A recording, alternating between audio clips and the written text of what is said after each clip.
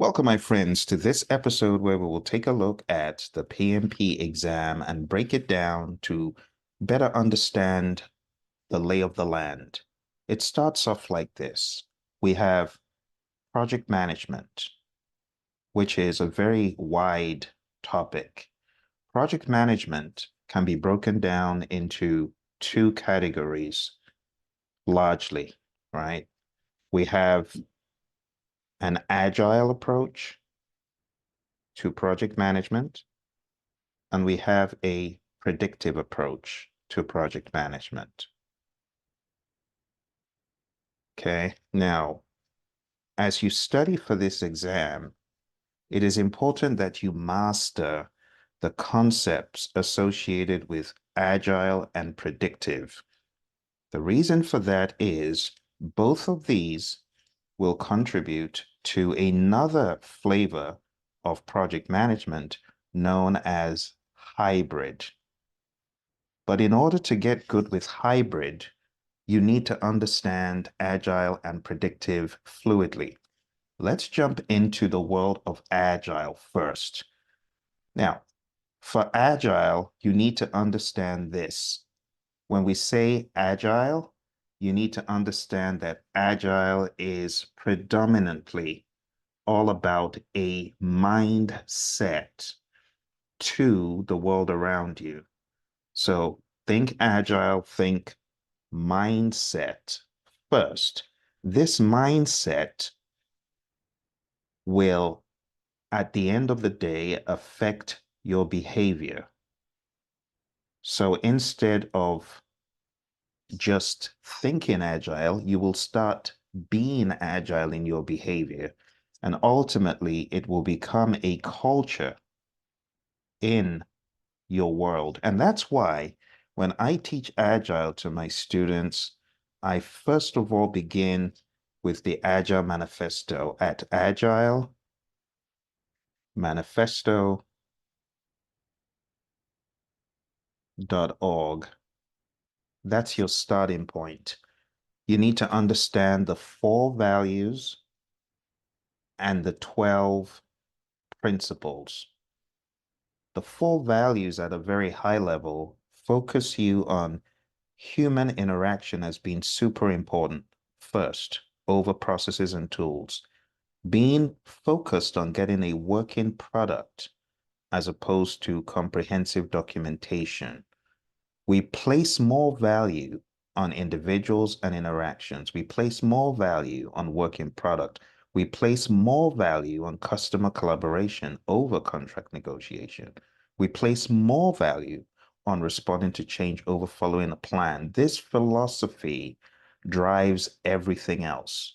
And in the 12 principles, I won't go into all of them, but the number one principle is our highest priority is to satisfy the customer. So when we talk about agile, we are so hyper-focused on our customers' satisfaction. Everything that we do is propelled towards customer satisfaction through delivery of value. Okay, now for your exam, there are a number of things that you want to focus on as you read Agile, as you study Agile.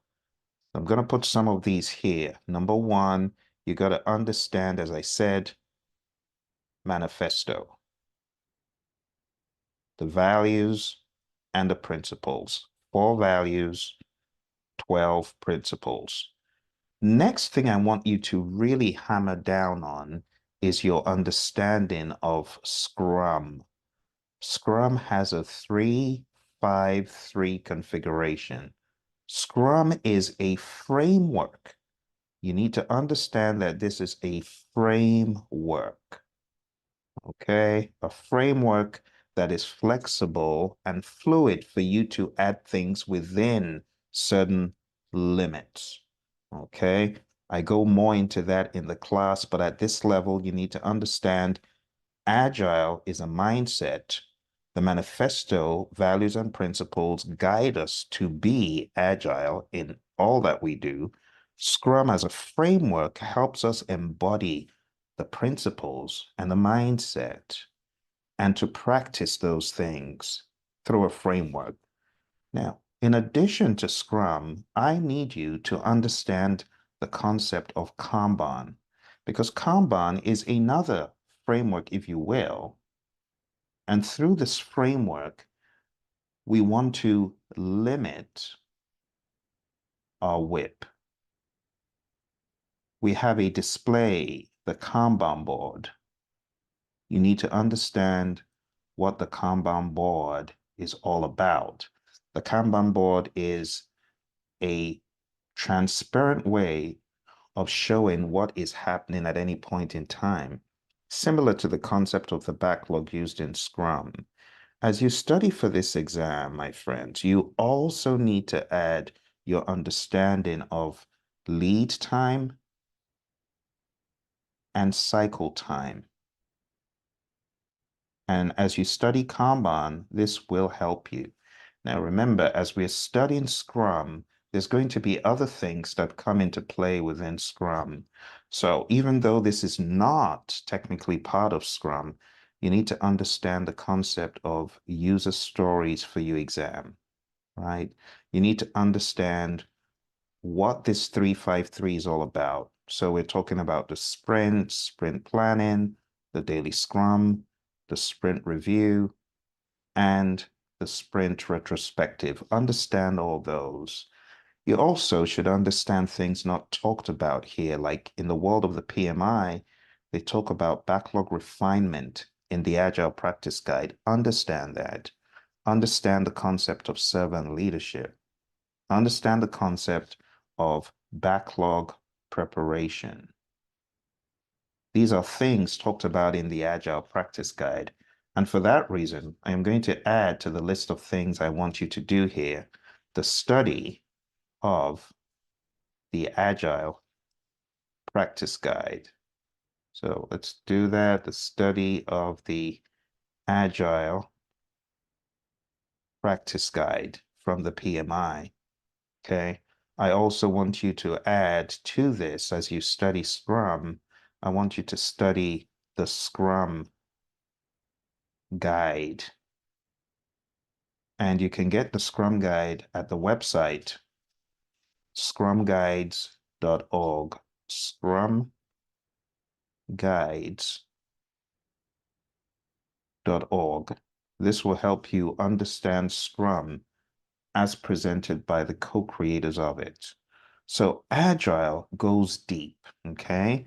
Now, when it comes to the concept of predictive, this could be tough if you don't have good tutelage about it. As you study predictive, the first thing you need to understand are the core definitions. And to be quite honest with you, these were very well covered in PMBOK 6. It gives you such a good base. Now, failing PMBOK 6, you can take a look at process groups, a practice guide, because you will not find PMBOK 6 anymore. It's no longer in print. And even if you're a member of the PMI, you will not find it to download.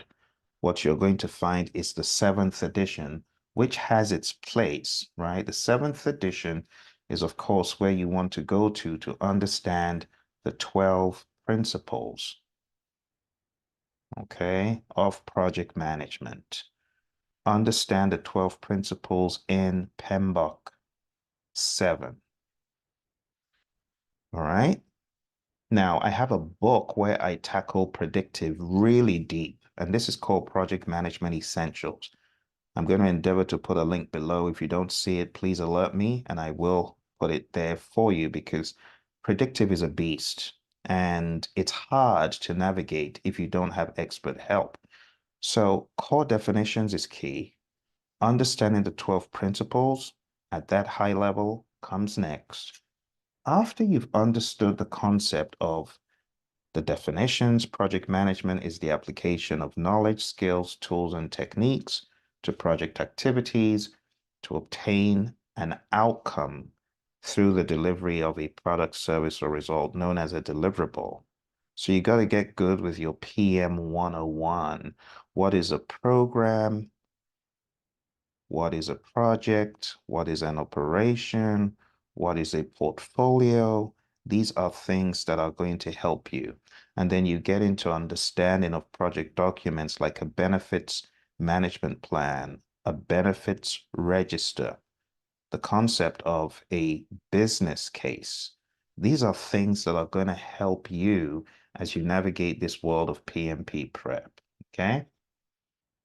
Now, beyond the understanding of the core definitions and the 12 principles, you want to begin building some very firm understanding of the framework, which is known as the 5 process groups. 5 process groups are: I prefer eating mangoes chilled. What does this stand for? This is just initiating, planning, initiating, planning, executing, monitoring and controlling, and lastly, closing. And this is the 5 process groups, which is in my mind, a legacy framework from the PMI, which was so brilliantly crafted and has stood the test of time over 3, probably even 4 decades going on now. And this has given people a very solid framework to build their understanding of project management. Let's go over it very quick. Initiating is all about authorization, right? You got to understand if your project is truly authorized and you want a project charter. That's your major output. Your project charter is like the marching orders, official marching orders from the project sponsor, right? Planning is all about taking this charter and breaking it down further into a solid project management plan. Some people refer to this casually as a project plan. The reason why the word management is so important is this is a plan for how to manage everything on the project, not just how to do the work, but how to actually manage scope and schedule, cost, quality, resources, communications, risk, procurement, and stakeholder. So when you really want to understand what is in the project management plan, there's a mnemonic that I have for people, and the mnemonic is I saw 6 chipmunks quietly roasting coffee, reading poetry stories. And this just stands for integration, scope, schedule, cost, quality, resources, communications, risk, procurement, and stakeholder. All of these need to be planned. How do we integrate? What is the scope? How do we flesh it out? What is the schedule? How do we manage it? How do we manage cost, quality, all that stuff? That is what we do in planning.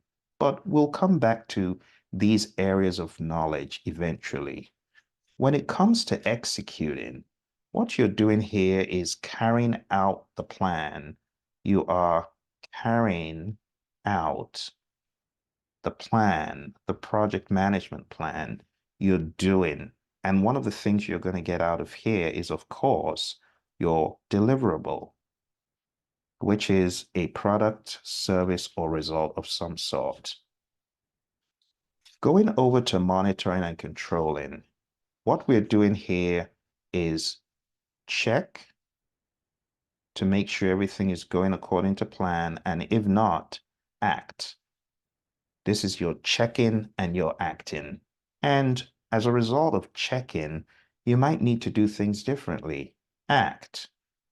There are times you need to get approval before you do things differently. You call that the change request process. The change request process is very straightforward. If someone asks you for a change, right? They ask you for a change. If they ask you verbally, you have to put it into a formal change request. And then that formal change request needs to be reviewed. And depending on the project, it should first be reviewed by you, the PM. You want to analyze it. You want to do an impact analysis. And then that impact analysis could go to a change control board for their own review. The change board is a group of people that are put together to effectively manage change on the project, especially significant projects that require big decisions, financial and otherwise. Ultimately, the change control board will approve or reject or put it on hold or into some pending status. But ultimately, a decision will be made whether it's approve or reject. So it's either going to be approve or it's going to be reject. If it's approved, then you do it. If it's rejected, then of course you don't do it. But there's one step that is important, and that is to document. In other words, you update the change log. You update the change log, and if it is approved, then you execute it, right? And these things, as you can see, are all happening within the confines of monitoring and controlling. So each one of these areas, my friends, what makes the PMP exam rather interesting is you could dig deeper into all of these areas. Last but not least, we have closing, which is closing out either a phase or closing out the project as a whole. Whatever the case, you're going to close the project or the phase. Okay. You could also generate a final report from the closing. Now, with that said, this aspect that we talked about in planning, I saw six chipmunks quietly roasting coffee, reading poetry stories.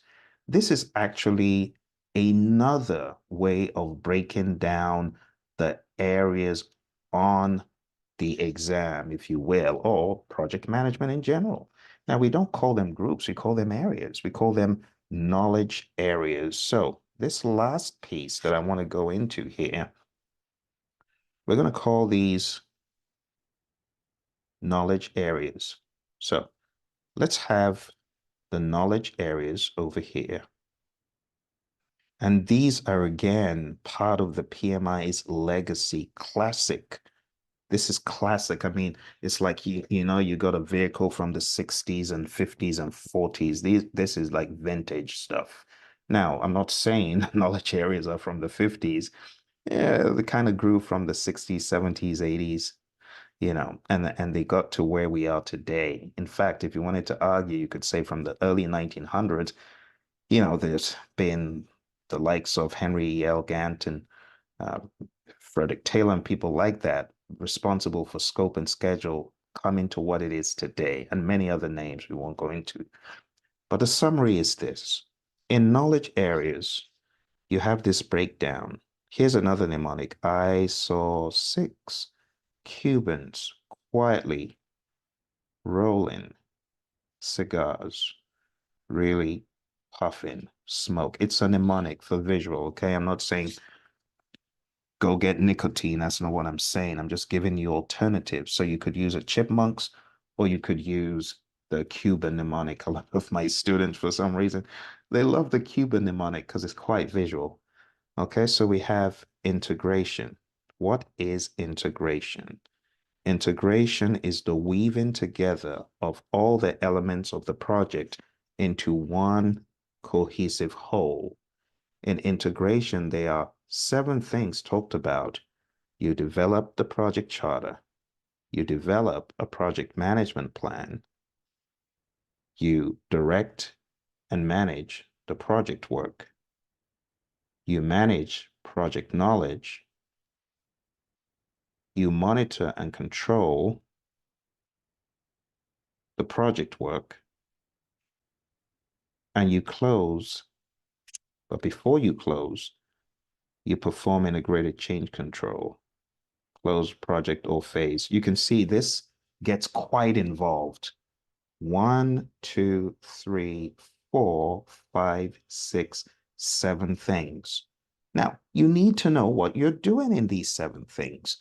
You can't jump into your exam with some nebulous idea of integration as weaving together and that suffices. No, you got to go deeper, okay? So my advice to you, get the essentials book, open it up, and one by one, take down every one of these processes. I'm going to put a link below so that you got a document that can help you make sense out of the seemingly difficult information, make sense out of what seems to be nonsense. But I guarantee you, this is not nonsense. This is stuff I've practiced in the real world. This is how a lot of Fortune 500s operate. The next area is scope. And scope is all about defining what needs to be done and managing just that. Now, if we break scope down, there are 6 things. You want to, first of all, plan scope management. You collect requirements. You define the scope. You create the WBS. Validate scope is where your customer approves whatever has been created, and you have control scope. You have 1, 2, 3, 4, 5, 6 things. Now let's pause for effect and zoom out. You see, it's like a map when you go to the mall and it says you are here. Do you see how deep this goes, my friends? This goes deep. And what I'm doing now, I tell you, you don't find a lot of videos that do this. So I want you to big this up by giving it a like. I want you to help me by subscribing to the channel. And I want you to share this with one of your friends that's pulling their hair out about this crazy exam. Because I'm giving you a method to the madness right now. Okay. So we've talked about integration and scope. Very quickly, let's go into all the other areas. Schedule. Schedule management is all about the timeline. And when we talk about the timeline, it means you are defining the timeline. You are charting the course. There's 6 things you need to do here. We plan, schedule management. We define activities, sequence the activities, estimate the activity durations. We develop the schedule, and then we control the schedule. 1, 2, 3, 4, 5, 6 things. Then we move to the next area, which is cost. In cost, we plan cost management, we estimate costs, we determine the budget, and we control the cost. 1, 2, 3, 4 things you do in cost. Then we move into the area of quality. Quality is pretty straightforward. There are 3 things we do. We plan quality management, we manage quality, and we control quality. Plan quality management, we develop a plan for how to manage quality. Manage quality, we carry out the plan with quality audits and problem solving if things are going off. And then control quality is where the inspection happens from you, the performing organization. Now, control quality is very tightly linked with validate scope. Why is that? Why is this linkage? It's because in validate scope, your customer is checking the deliverable after you have done control quality where you checked the deliverable. So there is a method to this seemingly madhouse. There's a way we do things, and we're doing things for a reason. Next, we have resource management. Resource management, again, is another beastly one because there are 6 things that happen. And before you exam, you just need to understand all 6. We plan resource management. We estimate activity resources. We acquire resources. We develop the team. We manage the team. And we control the physical resources. Number 1, we create a resource management plan. Number 2, we estimate the human equipment, material supplies, and facility resources. Number 3, we acquire those resources. Number four, we hone in on the humans and develop the team, build a team, synergize the team, mentor, train, coach, get them to optimum, and that never stops. It's not a one-time thing. This happens all throughout the project. Manage team, we give them feedback. We help guide them. Manage is all about helping the team get to its optimum.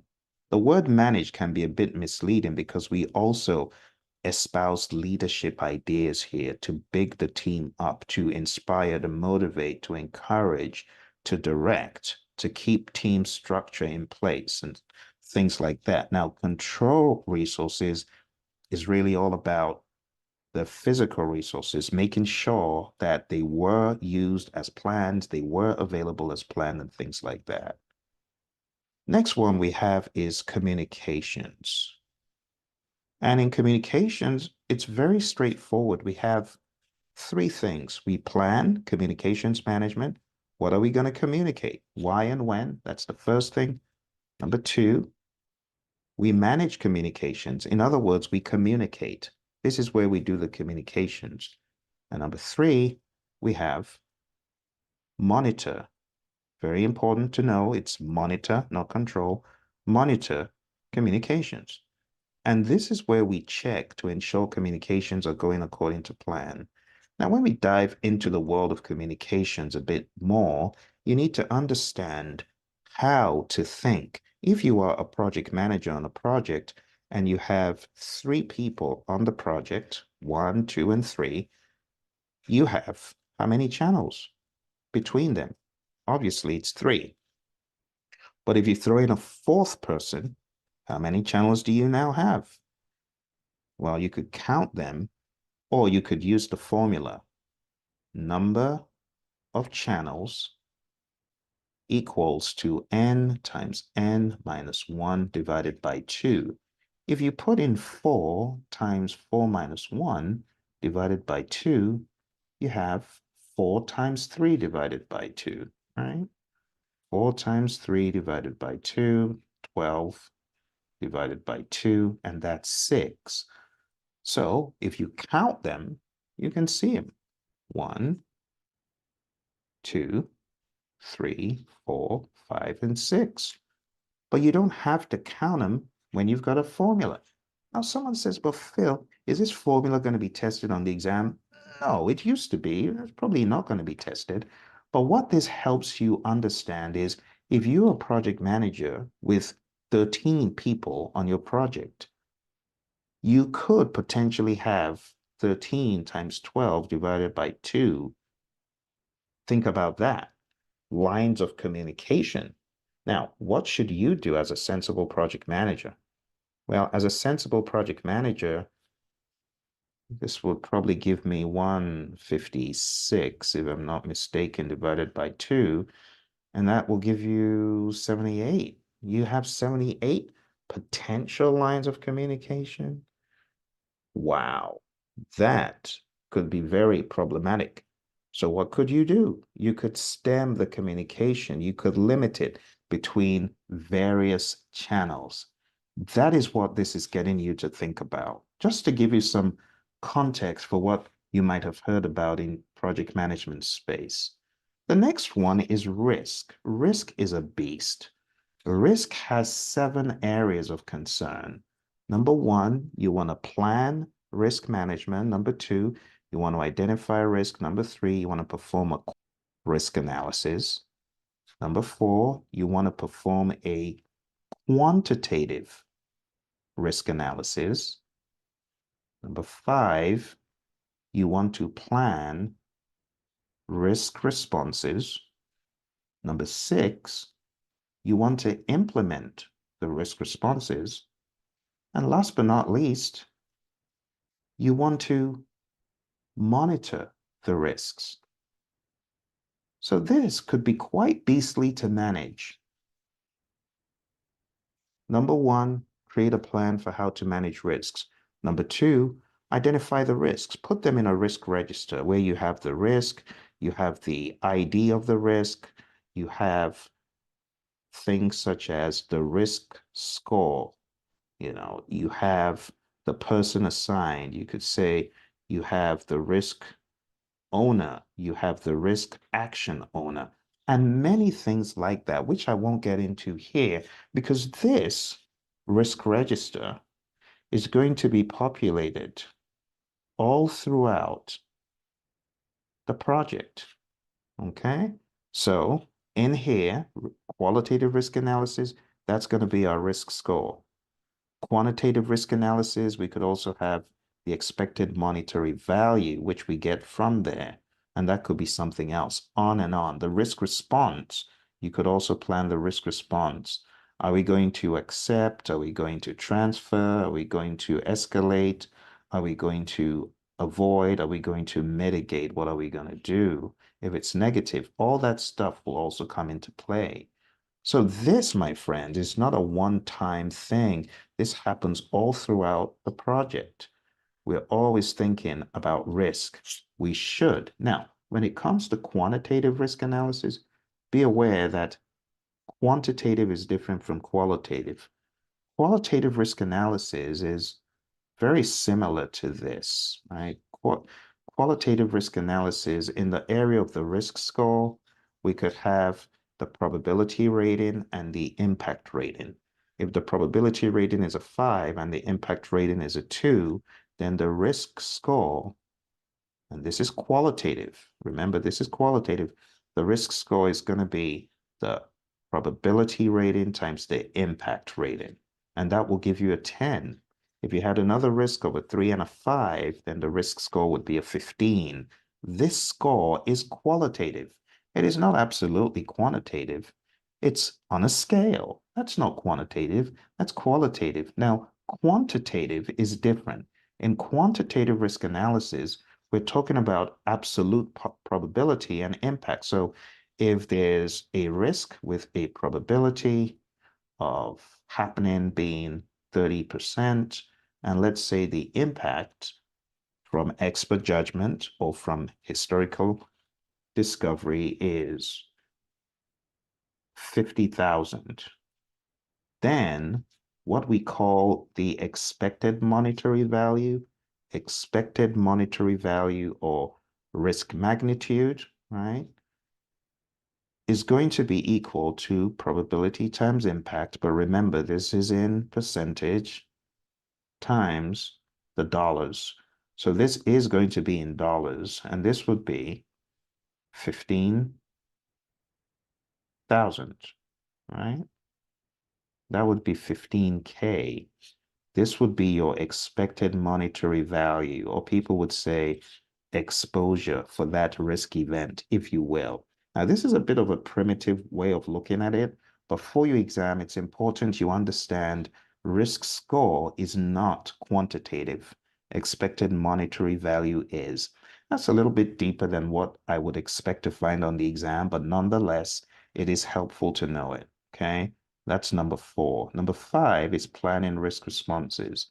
When you're planning risk responses, you have the option of positive risks being attacked or negative risks being attacked. And when I say attack, you got to go after these things, right? Especially if you got a big old positive risk and you're just leaving it on the table. That's dumb. Go after it. So for positive risks, we have the easy approach, EASEE. And what does this mean? You can escalate, you can accept, you can share, you can exploit, or you can enhance. And that's what I call the easy mnemonic for positive risks. Or you could A-team it if it's negative. What do I mean by A-team? Well, again, you can avoid, that's the A. You could transfer, you could escalate, you could accept, or you could mitigate. And that's what the A-team mnemonic is. But A-team is for negative, easy is for positive. And that's how you think of planning risk responses. Then number 6, you would implement the risk responses. And number 7, you would monitor the risks to make sure that they do not go beyond what you initially thought. And if they do, you need to update your risk register. Okay. Now, a very good view of what a risk register could look like is something like this, right? You have so many potential fields. I can't go into all of them here, but I can give you some ideas, right?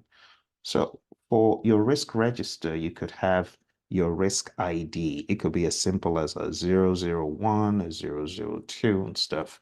Then you could have the risk cause, right? Then you could have the risk itself.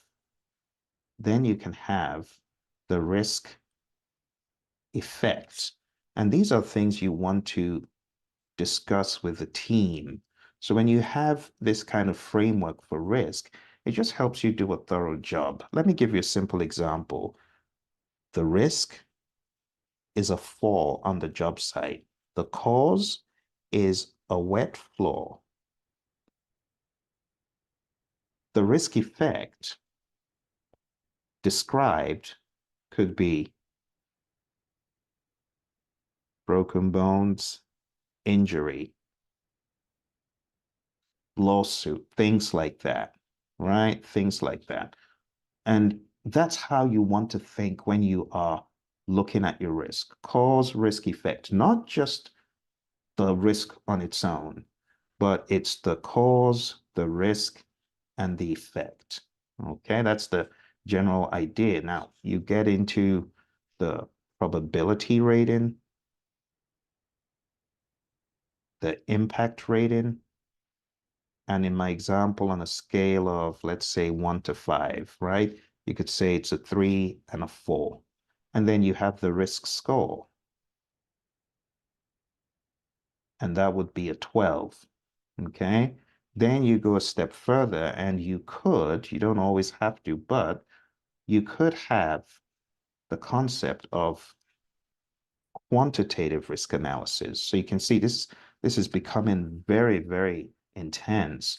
And that's why on a lot of projects, people try to stay away from a risk register because they're scared of how big it looks. But this is good stuff on a predictive project, right? So we have the probability in percent, we have the impact in dollars, and then we have what we call the risk magnitude, which is the same as the EMV per risk. And then we could roll that up at the end, but you could have like a 0.4, which is a 40% probability. You could have 20 million impact, and the risk magnitude in this case would be 8 million EMV. Then the next thing you should think of is the risk owner. You could have actually done this earlier. You could have a risk owner to own the entire thing. You could have a risk action owner who carries out the legwork, depending on what you decide to do, right? So we could have a risk owner and a risk action owner. But in addition to this, you want to have your risk response. Your risk response is what we've already looked at. So you could have the response, okay? And risk response. And your risk response is going to be one of those things we looked at. It's going to be one of the avoid, transfer, mitigate, all that. So risk response.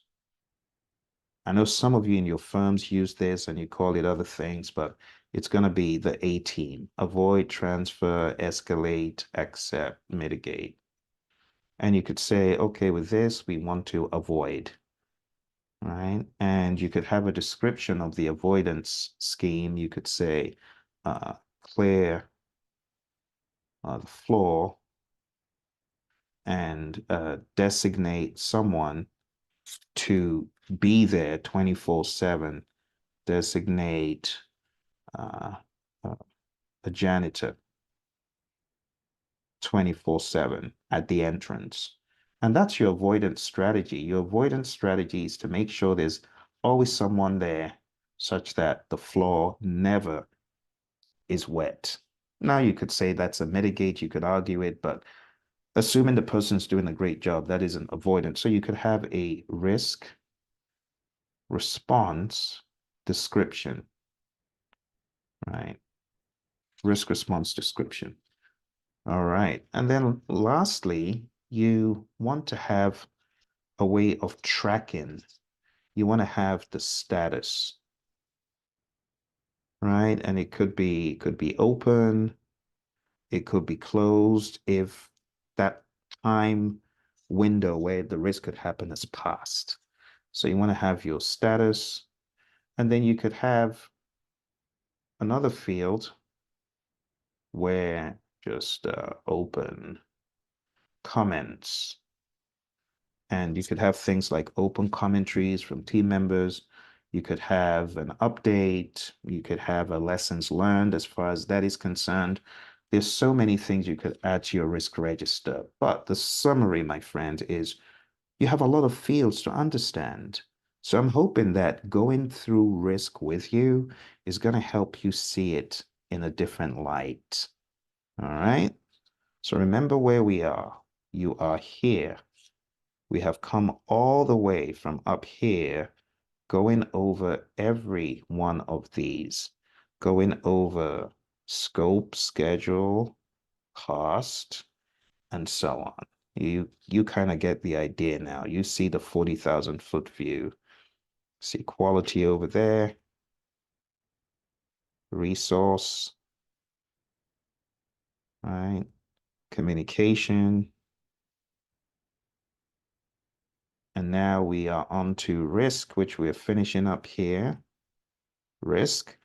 And now we're going over, we'll just move up here now that we've got most of it done. We'll go over here and talk about the next one, which is procurement.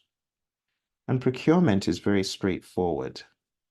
Now let's just make sure I finish that off. I think you get the idea that monitor risk, you're going to be monitoring your risk register and everything else risk related, and you update the risk register if you find anything risk related. So I think we're done with risk, okay? So we can conveniently go back over here to procurement. Three things: plan procurement management, conduct procurement, and control procurement. All right, so we have 1, 2, and 3. Now, plan procurement management is, of course, planning if you need to make or buy something for the project. If you need to buy, that's when you have the possibility of a procurement, and that's when you move into conduct procurement, which is getting the proposals back and assessing the proposals and selecting a seller, awarding the contract. And control procurement is where you are ensuring that whatever contract was signed is carried out. It's here we have things discussed like the fixed price, cost reimbursable, time and material contracts. This is where we talk about negotiation tactics. This is where we talk about alternative dispute resolution, ADR. If there's a lawsuit, if there's a claim made, we could use mediation or arbitration.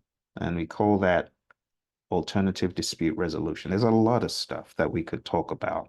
Now, if you are looking to take this test and you really want to journey with me and get more meat on the bone, because I can't tell you everything here. I mean, we've been going for quite a while here, right?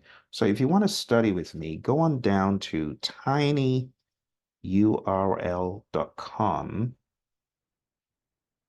And this is for on demand. If you want to study on demand with me, okay? tinyurl.com/elite PMP. So you can see how deep I go, but I make it pragmatic so that you don't get lost. So think about your exam like this, right? This is below the surface. This is you over here. You could choose to go yay deep, or you could choose to go where the oil is. That's where I'm going. So if you want to be on a course where definitions are not just thrown at you and you're not just left high and dry, and you have access to discuss, go on down to this link. If you want to be in a live class with me and you want to get training even beyond PMP, because after PMP, you need PDUs, right? If you want that, go on down to hpmexam.com because I have a program here that will help you get certified.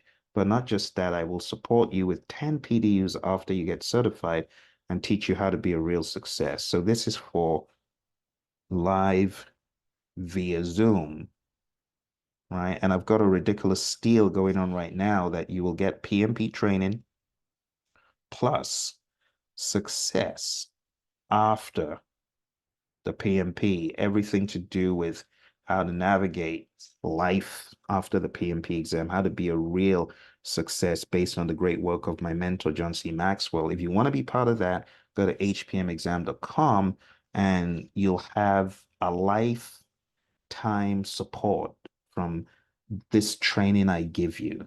You will not be lost. You'll have direction. Okay. So those are two places I recommend you go if you want on demand or if you want live via Zoom, go to those places. All right. The final thing we're going to talk about here, my friends, is stakeholder. Stakeholder. Stakeholder management. There are four things that happen. Number one, identify stakeholders. It almost caught me there. The next one is plan stakeholder engagement. The next one is manage stakeholder engagement. And the last one is monitor stakeholder engagement. So all the stuff I'm bringing to you here, my friends, this is all from memory. I'm not looking at any book to give it to you. And I believe you can do the same. You can get this level of depth, this level of understanding, but you should watch this over and over again. So I want you to bookmark it. I want you to hit like. I want you to subscribe. I want you to stay in zone because I'm telling you, this is more PMP training than a lot of classes give you. In fact, I want to wager that no class breaks it down like this because this is my signature breakdown of the exam. All right. So let's stay in sync. Let's stay in sync. So first thing here is identify your stakeholders that could be on the project, that are on the project. Number two, plan how to engage the stakeholders. So this will give you a stakeholder register. This will give you a stakeholder engagement plan. Manage stakeholder engagement is where you are engaging with the stakeholders. Right. This is where you are working with them. This is where they're working with you. This is where you're in sync and in synergy. And number four, monitor stakeholders. This is where you get good old feedback. This is where you get feedback to know if you are engaging them right, if they are happy about things, and if not, take that information, put it back into the pipeline, replan stakeholder engagement, do again, and get feedback. And if the feedback is good, then sustain it, keep doing great things. So far, my friends, we've talked about agile and predictive, but wait, you know there's more. There's more. We have to talk about hybrid and then I'll let you go. All right, let's talk about hybrid. There are four hybrid models talked about by PMI in the Agile Practice Guide. I want to show you these very quickly before you jump off the call today. So let's look at them one by one. Number one, we have Agile development followed by a predictive rollout. And this could be used when you developed software using an Agile approach, but the rollout is predictive. This is talked about in Agile Practice Guide. Just look around pages 27 to 29 thereabouts, and you'll see what I'm talking about, right? So we have the Agile development followed by a predictive rollout. Okay, let's go back if I can. Let's go back. Thank you. Zeet board. This is a very interesting tool. The second one is what I call an agile predictive sub, like a sandwich, right? You have agile and predictive. Agile and Predictive simultaneously for various parts of the project. Or it might even be one part of the project that is subdivided into Agile and Predictive. Okay. That's number two. The third approach, when we talk about hybrid models, and hybrid models, by the way, a good way of ebbing people gradually into the world of Agile. Number three is having a largely Agile approach with pockets of predictive, a little smattering of predictive approaches. And it could be anything such as, okay, we're using a largely Scrum approach, but we are building in a concept of a WBS. So we're building in a concept of the schedule because it works with a specific project or it works for certain stakeholders. You see, there are no rules when it comes to combining these approaches. And you got to be agnostic on your exam. You got to be able to blend both. Okay, both in mind and in deed. The last one is a largely predictive approach and a smattering of some agile.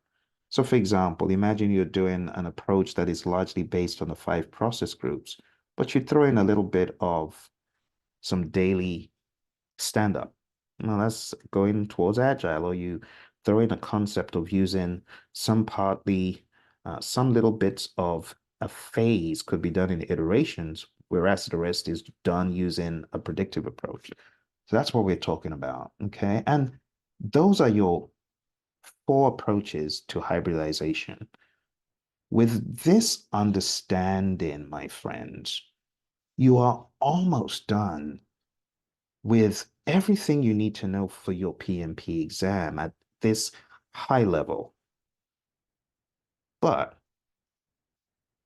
let's tweak this to talk specifically about PMP project management.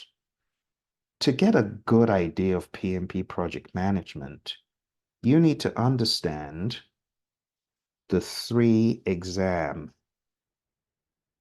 domains.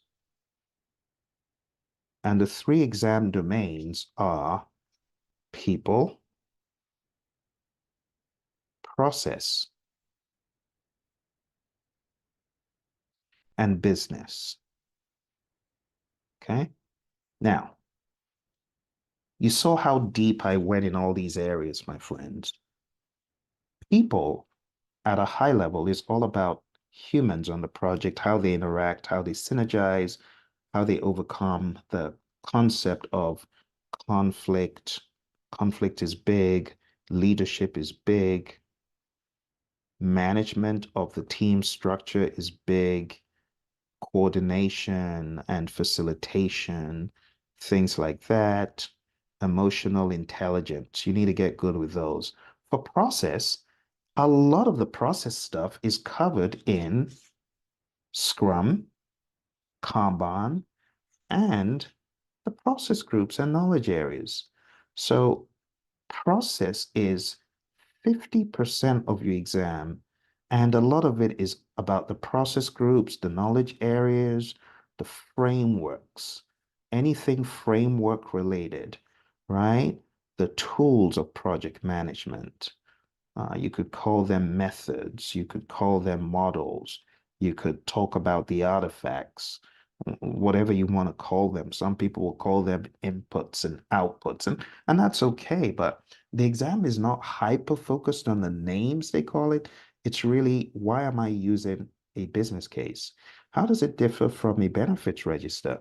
Why am I using a work performance report as I am taking a look at my change requests? What would that help me do? Would it help me if I took a look at a work performance report as I'm making a decision on change requests? How? How do I solve problems? How do I work with a team to find resource related solutions or quality related solutions? All of this stuff they're going to ask you. And that's why the people piece, which is 14 tasks, the process piece, which is 17 tasks, and the business piece, which is all about applying business thinking to project management, which is 4 tasks. This stuff cannot be talked about in a few minutes. For these domains, you need to go deeper. And that's why in the very beginning, I said, if you want to study more with me, go on down to tinyurl.com/elite PMP, or if you want to be live, go on down to hpmexam.com. But I have another solution for you, you see. If you really want to go deep on the people, process, and business, I have a free solution for you. And this free solution, you can get it going down to the website. Just go on down to pmp.pmradio.org. If you go to pmp.pmradio.org, you can study with me for free for an additional 30 plus hours. That's right. I have over 30 hours of free videos over here. But all I ask from you is that you big up this video so that other people are aware of this treasure trove of free content. I call this 40 days to PMP exam success. In other words, I'm putting it to you that you can get certified in 40 days. If you follow step by step, if you have material that can help you, such as books and content, this is what I want you to do. Now, you might say, okay, Phil, but I don't have a study guide that can help me. Is it just videos I'm going to use? Now, while these videos are awesome, it would be really cool if you got the 40-day system in the book called PMP Exam Immersion. It's called PMP Exam Immersion, and it will immerse you into the world of the PMP. And this is also available if you wanted it. And I'm going to show you the link. And if you go on down to this link, immersion.pmradio.org, you can get this book called PMP Exam Immersion. This book comes with a workbook and other information that will help you go through the PMP exam content step by step by step over 40 days. And all you need to do is combine that with the other content that I showed you. And by the time you're done, you would have a very robust idea of the exam. You will have clarity. You will not feel like you're running all over the place. Because right now, I know a lot of folks feel that way. You feel, what am I doing? Where am I going? I have no clarity. But as I've shown you here, my friends, clarity on the exam is possible. It is possible. And when you come on the program, either in the book or in the classes, you will have more finesse, more class to your act as a project manager. So I hope you found this to be helpful. Hit the like button, subscribe so that we're in touch. Okay, and if you have any questions, please put them in the comments below. I wish you all the very best. You take care and bye for now.